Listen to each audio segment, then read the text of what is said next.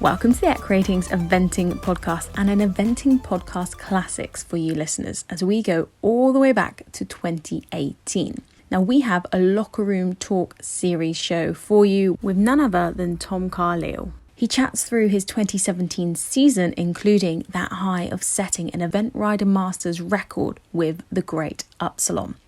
Now, we hope you enjoy this Eventing Podcast Classics, and if you do, don't forget that you can go back and scroll through. We have 835 episodes of the Eventing Podcast for you to explore, so do head back and take a look at some earlier episodes if you enjoyed today's show. But for now, I'll pass you over to Tom Carlile. Hello and welcome to the Horseware Eventing Podcast. I'm Nicole Brown, and I will start. Hello, Jenni Autry. Hello, Nicole. We have a special episode. Are you as excited as I am? I'm very excited. I'm actually beside myself because I've been waiting for this day. Hello and welcome to the Eventing Podcast, Thomas Carlile. Hi, Nicole. Hi, Jenni. I'm very pleased to be with you. I feel like we've spoken about you a lot We on have. the podcast. Good. On the podcast, that's what matters. Exactly. And Jenni and I will try our absolute best. And when I talk about Jenni and I, it's probably mostly me, not to fangirl over you or Upsilon in the episode. For starters, I feel actually before we go any further, we ought to ask a question that I asked you in the summer because everybody says it differently. Everybody tries to make you British. Is it Carlile or is it Carlile? It doesn't really matter because both my parents being British, they have a tendency to say Carlile. But then having spent all my life in France, they sort of say Carlile because that's how they read it. So it doesn't matter. We're not going to get in trouble one way or another. No. Good. Excellent. Can we start by talking about the man himself? Because everybody on the Eventing Podcast. Well, I wasn't actually going to talk about you. I was going to talk about Upsilon. We just want to talk about Upsilon. I believe he is away on stud duties at the moment, having a lovely time, no doubt. Yes, every autumn, around about the 1st of October, he goes away for stud duties. He's away for about 2.5 months, sometimes 3. Hopefully he'll be back end of next week on the yard. The news I've had of him weekly is very good. He's in good form. He's probably got a very hairy coat at the moment and he's put some weight on. And then he'll come back into work for next year. But before we talk about 2018, talking about 2017, because his Event Rider Masters record is quite incredible. He's done 4 legs now and he has never been out of the top 3. Podium all the way. I've got a great relationship with him because I've had the chance of having him since he's been 3. And that's how you really build a partnership, is spending time with the horses. I mean, he's a very talented horse with a very good mind on him, which has enabled him to be so successful. Would Barbary be a highlight in terms of ERM history with him? Record ERM dressage score, record finishing score. That day he was basically unbeatable. He swept the rest of the field, a top class field, away. To be in front of the badminton winner, Nerio, who's a legend in himself, with Andrew on his back. I mean, on the data, he was in a league of his own that weekend. The moment that stays in my heart at the moment was his victory at Blenheim last year. It was a bit special for me because my grandparents were there. My parents had come over. We hadn't spent that much time together for the last couple of years, and to be able to have a win on British soil in such a special place was something very special. But then we built on that with an extra year's work, and Barbary, well, his scores just show how well he improved with a year's work. Do you say Blenheim was a turning point in his career? Yeah, I think it was because since he's been in the sport, it's been very difficult sometimes for people to remember how old he actually was. As a 4-year-old, he outclassed the French 4-year-old field. As a 5-year-old, he was in a league of his own at 6 as well. He started to go advance in the March of his 8th year, which he won straight away. His 8th year was basically on 3-star advance runs, which were quite tough runs on a young horse, and the way he was doing them and the performances he was putting up were more like a 12-year-old than an 8-year-old. The fact that Blenheim was a success and then he moved on to that and confirmed this year, we'll forget the Europeans, but Blenheim was at a point where he actually assessed himself at the highest level. Blenheim, that stands out to me as such a special performance, and of course it was his first 3-star win, which makes it special. Yeah. But Barbary was his second 3-star win, and when I think about highlights of this season, that test stands out in my mind so clearly. As you were going along in the test, did you know that it was really spectacular? Yeah, well, in the days building up, the horse was working in very, very well, which he wasn't that all comfortable at Chatsworth. He got a bit upset in the stables. It was a bit earlier in the spring and the hormones get to him a little bit, and he'd been a little bit awkward to work the fortnight before. Whereas at Barbary, the build-up to the event, the horse was so serious and so available that made everything so comfortable and confident. Then as I was riding the test, he's always a little bit unsettled on the first shoulder in. From that movement onwards, you basically just improve and improve and improve your score. And it's a really good, confident boost to be able to ride such a serious teammate, really, because you know that if you come in well and you compose over your first corner, let him settle, and then you can just ride every movement, and he's yours to do whatever. It did feel special as I was riding it, and you get one of those feelings where whatever you do, you just get the feeling you can't do no wrong. He's quite remarkable, isn't he? Because he's obviously very good in the first phase. I mean, 30.8 is an incredible score at 3-star level in dressage internationally. But he's very strong cross country, and he's an incredible show jumper as well. He's got the whole package.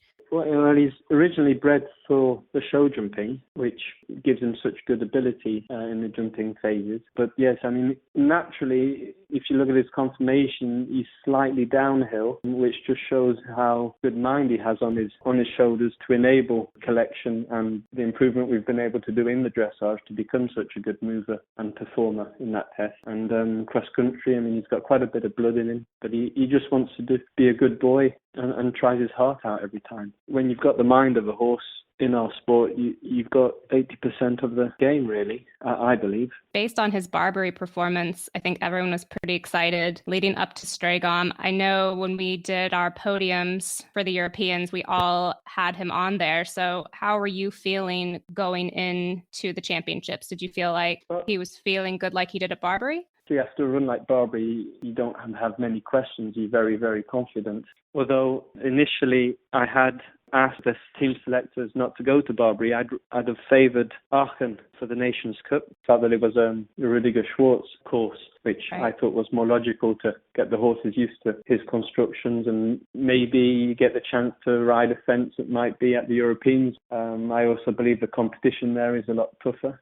The French team selectors, they always find it a bit too close to the main championship, and so I rerouted to Barbary, which was very good for us, but I think Aachen could have been a better choice in hindsight to what happened at the Europeans. But with ifs, you can go over the world again. But coming back to the Europeans now, I got there very comfortably. We had a long training camp with the French team. We spent a fortnight away on the Normandy beaches. It gets a good team relationship going. Going into the test, I didn't have quite enough spark on him as I did at Barbary, maybe because dressage scores are improving every time out. You sort of get to a point where you know you can repeat a test, but keep polishing them off to make sure you can go better and better. And Barbary was probably so good, and it was probably difficult for us at this stage to go even better than that. And you have to play a bit safer because you're on the team. And we probably didn't get quite the spark that I had at Barbary, but a 34 was still a decent enough score. I was going to say, Tom, I mean, Yeah. I think that just goes to show exactly how high expectations are, because most people would cut off their right arm for a 34 at a European Championships. Yeah, and of course they would. That is an incredible score, but he's so good, you're so good that you're always striving for that bit better. Of course we are. And we have the expectations of everybody to go that bit better because he's got people used to being so good and always go one better. Had I been told that I was going to get 34 beginning of the week, I would have signed for that straight away. But when you look back at the test, you can always find rooms for improvement. And obviously when Bettina goes in just before and does such an impossible performance, you take a step back and say, well, maybe I just need another couple of years to be able to go and get those tests. Is it moments like that you have to almost pinch yourself and remind yourself that he's only 9 because he seems old beyond his years? Yeah, of course you do. Of course you do. I can't come out of a test and say, oh, he let me down. Obviously, no, he always tries his best.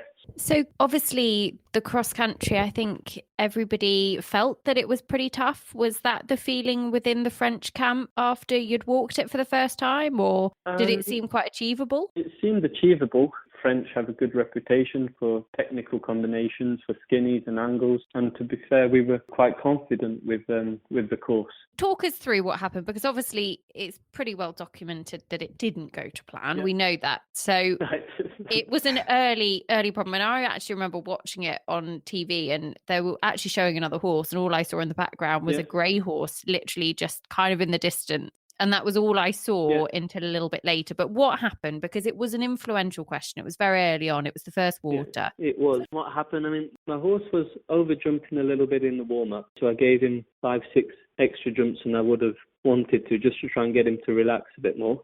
And set out the start box, as I would say, as our usual self, with the leg on, and gave him 2 comfortable jumps over the first, tried to settle him a bit over the third, and this complex number 4 did come quite quickly out of the turn. But if I was to ride it again, I'd probably set up just as much as I did, not do it anymore. But I honestly get the feeling that we jumped the skinny fence and then had a slight bending line to the 2 angle hedges, and I honestly didn't get the chance to land after the skinny and show him the line. He'd already spooked at the tall parts of the hedges, by which time I was already off the line, and I didn't get a chance to really show him the line of the 2 angles that he'd already sort of jumped past the fence, really. And the fact that he ran out and couldn't jump the fence sort of unsettled him, and he went a bit hard from there, basically threw the toys out of the pram.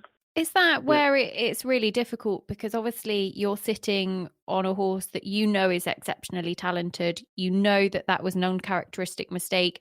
If you were any other event, you'd perhaps say, do you know what?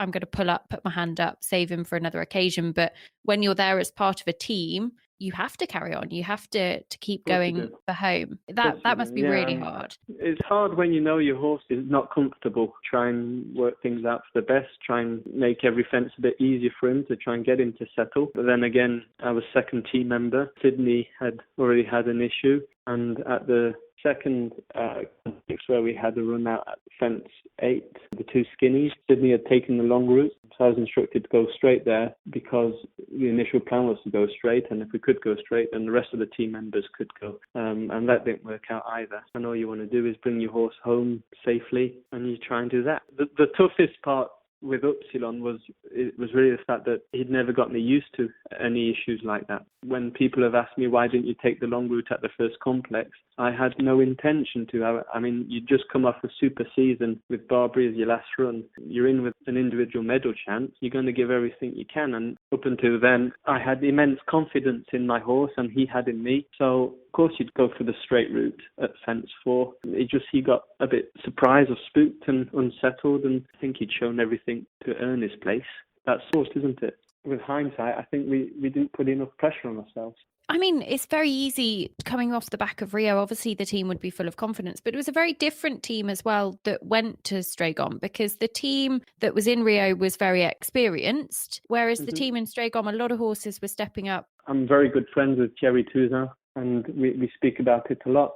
France doesn't have a very big depth of horsepower. We've got quite a few talented riders, but the horsepower is quite weak, and Thierry plays around with maybe 2 handfuls of partnerships to be able to make a team. And the Rio year, he was very lucky. Probably actually had to make a proper choice. One of the rare championships he's had to make a selection. Quite often the choice is made for him with horses that go off or are sold and horses that don't perform. And this year, sadly, a couple of horses didn't qualify, such as Karim Lagwag and Antebe. Aste with Piaf had an uncomfortable run at badminton and preferred to leave his season at that. And obviously Matthew with Bartel's sale didn't have a horse. So, you know, we don't have a very big depth in horsepower, and obviously I suppose it's quite sad when you can only put 1 team member up from the previous championship and you have to go and find some new ones. But then again, it gives a chance for newcomers to prove themselves and to get championship experience. But in terms of building that experience, I mean, we went on to Pau when Gwendolyn Furr, Romantic Love, took their first 4-star in Pau. And obviously, Upsilon's going to be another year older going into 2018 as well. So there's a lot of promise there, isn't there? And there is very much a building block Astier's got some very good horses. He had a very good horse in Buccolo. So there's a lot to look forward to. There are some very good up and coming horses. And, 10, 15 years ago, the French team was basically supported, or should I say sponsored, by the Federation. The likes of Jean Teller, the likes of Jean-Yves and Thierry Touzan at the time. I'm talking back in the late 80s, early 90s, in order to have a veto on where the horses were running and to keep the horses with a minimum mileage. The Federation basically sponsored the riders for a living. But then those finances got cut, and now we're seeing a new generation, Astier, Maxime Livio, Gwendolen, Mathieu Lemoine, myself, who are totally independent to the Federation in terms of the way we have our profession. We all have our own yards and have good clients and good owners and can be independent for ourselves. And this new generation is starting to get proper teams of horses, proper teams of owners and sponsors around them to be more independent and to have the depth. And of course, part of filling that gap is horses who are going to be the next generation as well. And we have to say, Tom, you are consistently a fantastic producer of young horses. We see it time and time again, and especially at Les Lions d'Angers with your record there. So you're definitely doing your part in that regard. Yes, I am. I'm trying every day to build that team up. Quite often, sadly, we do have to sell a horse or two to carry on, but that only helps the next ones come through even better. Can we talk about Le Lion? Because if you follow us on Facebook, good Horseware Eventing podcast listeners will have seen Derm Byrne doing some kind of random video in the pouring rain in the middle of Dublin. Yes, I saw that. Oh my word! We don't even know what came over him, Tom. But essentially, I was impressed. I was impressed because he could name all my previous runners. Very good. Going into Le Lion this year, you had 8 runs since 2010, I think it was. You had finished on your dressage score, the elusive FOD. Everybody knows how much we love an FOD. On every single one of those runs. I mean, you had added nothing. That is the most incredible strike rate. You must love it in Le Lion. Yeah, I do. I mean, it's a great place. If you want the story from the beginning, I didn't have a chance to have a junior horse or a young rider horse. I basically came up through the young horse classes, producing 3-year-olds, 4-year-olds, and then bring them to the Lion. And so it's something that I believe I have a certain skill for, and something I really enjoy is to produce those young horses and to be able to take them to that first stepping stone of the Lion and get them to perform there. It's a story with the young horses I really enjoy doing, is choosing them, spending time with them, producing them, and making them competitive to be good at the Lion. And then usually after the Lion, we have a big chat with the owners as to whether we carry on, whether we reroute the horse, or do we respond to the offers or not. So no, it's a very good stepping stone. I really adore taking the horses there. Are you based there now? Do you love it so much? Am I right in thinking?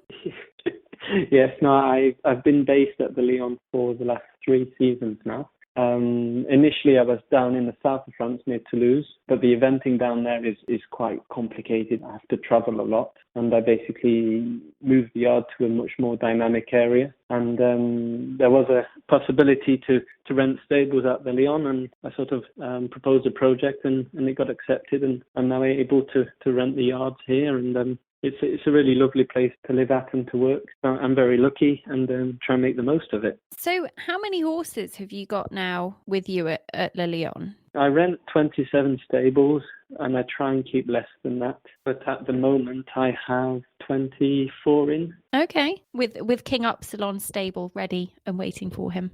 I'd like to think that his bed is made. Yes, His bed's made. Which is exciting because then we can start thinking about the 2018 season and what he's going to be up to. So everyone wants to know about the plan for Upsilon.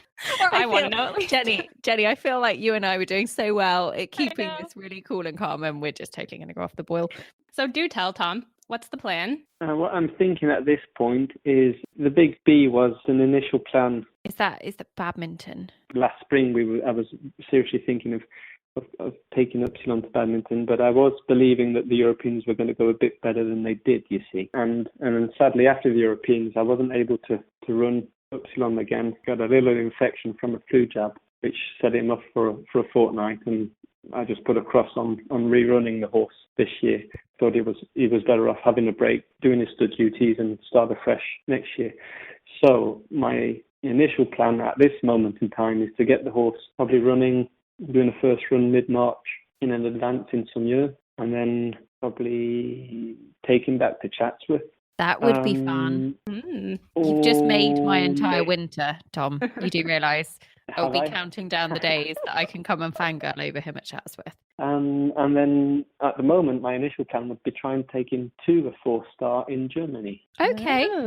The Moulin. Yeah, various reasons. It just gives me a bit more time to run the horse again before badminton. Badminton comes a little bit too quick in the season for Upsilon, who, let's say, didn't finish last season very well.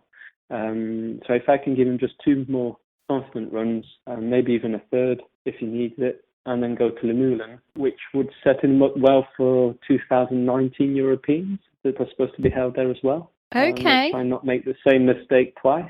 I really would like to take him to Aachen again, see if this year I can convince everybody. Well, the Worlds are slightly later, Tom. The Worlds are slightly later. They are. And then after Aachen, we'll see. But if I can get my horse confident and running well, I think Le Moulin would be a nice objective. And then after Le Moulin, we'll see. But there are plenty of nice events in the autumn as well. You could possibly come to Po or another event beginning with a B in the UK, like Blenheim. Okay. I was thinking of a different B, Tom, but Blenheim is just as good. That's fine. Tom, you're such a tease. We'll take every event at a time with him. But no, I think Le Moulin would suit him very well. And Tom, that would be the first 4-star for Upsilon, but it would be your first 4-star too, wouldn't it? Yes, it would be. I'm so ashamed to say that. Don't be ashamed. But I can't believe that you've not. It feels like you've been at the top level of the sport for a good while, but I would never have known been to the top. Been to a European Championships, 2 European Championships. Yeah, but no top 4-star. 4-star. Yeah. Okay. So why is that? Why have you not done a 4-star yet? I've never had the horse able to enter a 4-star start. I mean, Sirocco de Gers would be my oldest horse. He'll be 12 next year. Okay. He went to the Europeans as a 9-year-old. Didn't make it to the Olympics, and we didn't run him 4-star that spring as a 10-year-old. I didn't feel the horse was ready, and then he's had a gap year. No, I mean, I've ridden horses that have then gone on to 4-star, but I've never had the chance to keep one to ride at the 4-star. Sirocco de Gers, he's been off this year, but actually he was your first real superstar in so much he gave you your first senior team flag. He took you to a Buccolo win as well, because you have one at CCI 3-star level. What's the plan with him? Is he coming back in 2018? Yeah, hopefully he'll be back on the yard on Boxing Day. I mean, he's had a gap year because he had splint bone surgery just before Rio last year, and the trauma from the surgery meant that he had to have quite a bit of time off. It's nothing too serious, it just takes a long time. So he's out in the field at the moment, and he's back in his stable on the 26th of December normally. Happy Christmas. And then we'll and then we'll try and get him fit, because he'll have way too much weight on him, as he always does. Try and get him ready probably for an April run, I hope, for his first for a comeback. And then again, when they come back from an injury like that, you have to take it a bit step by step, event by event. But he was just about ready to go 4-star. So if I can get him fit again and confident in his running ability, then it would be nice to run him that level next year as well. Watch this space. Very exciting. Well, Tom, I'm just delighted for you. You have Sirocco coming back. You're gearing up to, touchwood, make your 4-star debut in 2018. And there also happens to be a World Games next year. So I hope that you're going to come into the season feeling very good and very confident about the horses that you have and where you are in your career, because I think, I'm going to call it now, I think 2018 is going to be a big year for you. I hope. I mean, I have a very nice yard. I'm very lucky to ride the horses I have. Let's say the horses will speak for me, but hopefully they'll speak good. And I am looking forward to it. We've talked about the big names, but I have quite a few little gems that are still quite young but are coming through. And I'm looking forward to producing them as well. So no, I am very motivated at the moment. I'm looking forward to the winter work first, but next year is going to be very exciting. Well, Tom, we can't wait to see you in 2018. We can't wait to see Upsilon in 2018 either. Mhm. But before we finish having you on the podcast, we've done you a little quick fire quiz, which I tried to tell you the questions before we started and got thoroughly told off by Jenny Hawksley. It's no fun at all. It's no fun at all. No. I have to put him on the spot. So you're on the spot. So just first thing that comes to mind, first answer, just okay. go for it. There's only a few of them, but we will start a quick fire quiz with your favourite event. Favorite event? Burley. Ooh, Good answer. okay. Very good answer. Okay, if you had to pick, what would you ride? Mares, geldings or stallions? Mares. Ooh, very interesting. Your ultimate goal in your career? To finish very, very rich. Best answer ever. Yep, best answer. Absolutely. Okay, love that. If you had to pick wine or beer? Wine. Ooh, He's okay. French after all. Yeah. Good man. Good man. You have a pick of any horse in the world that you can have at your yard to ride. Who would it be? Eventing or any horse? Any horse. Ooh, any any horse. horse that you like. Any horse. Okay. Fit for fun. Okay. Yeah. Luciana Deniz's mare. She's just perfection, I believe. What makes her so good? She just looks perfect. She looks very, very light to ride, very fine. She goes in a snaffle. There's never a resistance. She got a super technique, super jump in her. And she just looks and seems very polite and very down to earth. No, she just moves in a very light and supple way. She has bags of energy, but it all seems very contained, and she just looks like a pleasure to ride, and like featherweight. I just love watching Luciana and Fit for Fun jump around the course, and when I have chance to see them warm up at an event, I'm in awe in front of them. I love that mare. We'll have to share a video of her on the podcast Facebook page so people who might not be familiar with her can see, because she is a stunning mare. She really is. Had she met an event on the way, I believe she would have had immense abilities in our sport. We like that. Podcast listeners, we will put a video of Fit for Fun on the Facebook page. Okay, final question. One horse in your yard that we all and the podcast listeners need to keep an eye on in 2018. Birman. Ooh. Birman, the mare I had in the 6-year-old at the Leon. Okay. She's serious. Yeah. Serious. I We love like serious. I love all this talk about mares too. This is awesome.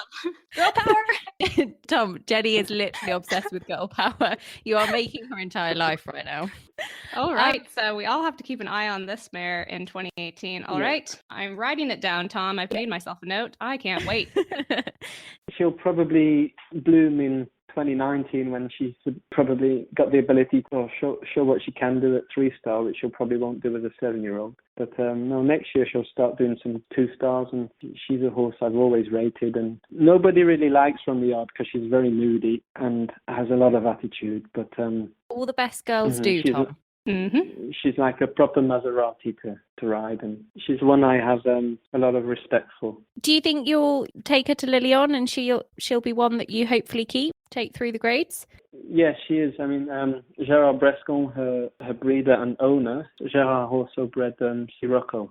Birman's had a very good career up until now. A lot of people have shown interest in her, but Gérard does have the intention of breeding from her, and he also realizes how good she is, and he started breeding to breed class horses, and he's bred a few, and she's one of them. She's the sort of horse you buy but you don't sell, if you see what I mean. So you have her to keep. Yeah. We like that. So remember the name, Birman. Tom, thank you so much for coming on the Horseware Eventing podcast. Jenny and I are still probably your biggest fans, but good luck in 2018, and we can't wait to see you over here in the UK. So good luck, and hopefully over in your neck of the woods, Jenny, in September. Woohoo! Yeah. Well, thank you very much for having me on. It's been super having a chat with you two, and no, I'd be over the moon to meet Jenny over in Tryon next year. That'd be a nice dream come true. Fingers crossed. Tom, thank you so much for coming on. Thomas Carlile on the Horseware Eventing podcast. Watch out for 2018 because we're sure it's going to be a big one. So great to hear from Tom back in 2018. Thank you very much for listening to the Ratings Eventing podcast. If you do have the time to go to any of your podcast apps and pop us a review, we would really, really appreciate it because it means a lot to the whole team. But for now, that's all we got time for. Thank you for tuning in, and we'll be back soon with more.